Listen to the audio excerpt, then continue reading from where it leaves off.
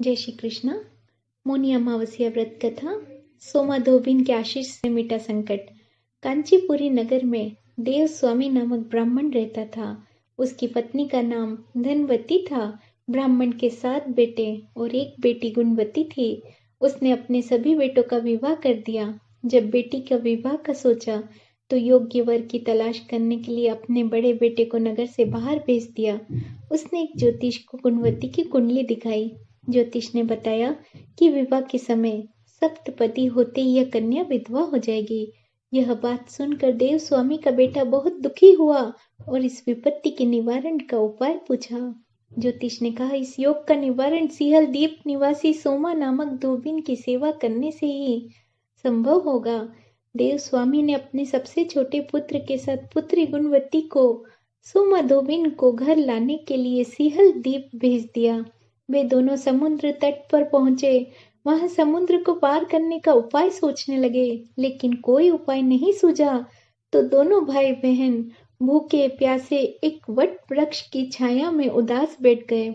उस वट वृक्ष पर एक गिद्ध का परिवार रहता था। उसके बच्चों ने देखा दोनों भाई बहन दिन भर से परेशान हो रहे हैं। शाम को उनकी माँ भोजन लेकर आई और उन्हें खिलाने लगी तो बच्चों ने खाने से मना कर दिया और वृक्ष के नीचे बैठे भाई बहन की बात बताई। बच्चों की बात सुनकर गिद्धनी को दया आ गई।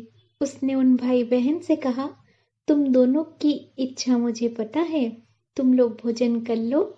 सुबह तुम्हें समुद्र पार कराकर धोबिन सोमा के पास पहुंचा दूंगी।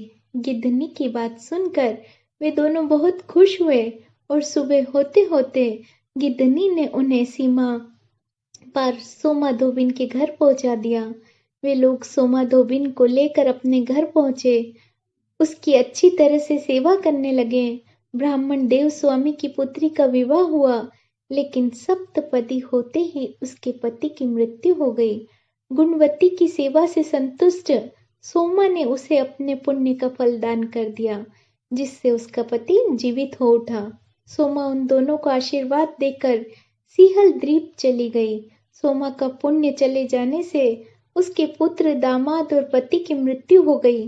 तब उसने एक नदी के किनारे स्थित पीपल के वृक्ष के नीचे भगवान विष्णु की पूजा करके 108 बार परिक्रमा करी। ऐसा करने से उसके पुण्य फिर से प्राप्त हो गए। उसके पति, पुत्र और दामाद जीवित उठे। जय श्री कृष्ण।